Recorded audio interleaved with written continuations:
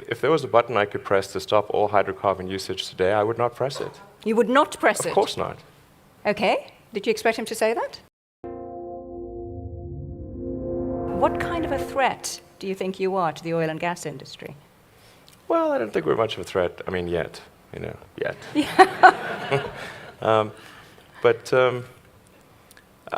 mean, the more obvious threat is that we're going to run out of hydrocarbons to mine and burn. That's rather obvious. I mean, it's not. It's no time soon, judging from the comments we've had this morning. So it's getting harder and harder to find hydrocarbons, and it's getting much more expensive to extract them.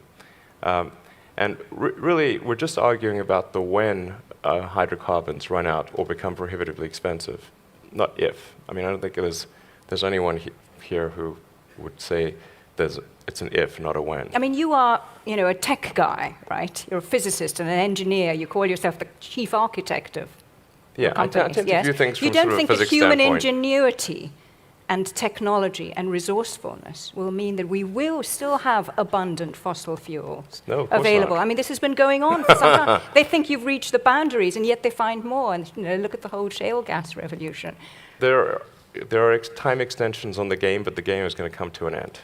That should be absolutely certain, obviously, frankly. But I don't have any fundamental dislike of hydrocarbons. I simply look at the future and say, what is the thing that will actually work? And using a non-renewable resource, obviously, will not work. So we must find an alternative. But if there was a button I could press to stop all hydrocarbon usage today, I would not press it. You would not press it? Of course not. You would not press it because... It would cause human because civilization to come to a halt. every hospital would have to close down. That would be ridiculous. So it would be irresponsible to press that button.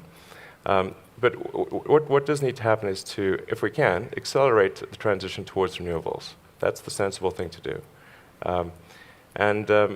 If you take, I'm going to use maybe two examples. Saudi Arabia, since the Saudi Aramco president spoke here. Saudi Arabia has an enormous amount of sunlight, and that will be there for billions of years, or at least 1 billion years until the sun eventually engulfs us, but 1 billion years, solid. So it seems that investing in the solar resource is the thing that's really going to preserve the long-term future, not so much the oil and gas. I mean, that's a temporary thing. In the future, we'll look back, and by future, I'm not talking about super far in the future, I'm talking about towards the end of the century. We will look back on gasoline-powered cars the same way we look back on coal, as sort of a quaint anachronism that's in a museum. That's the quote for you, members of the press at the back of the hall.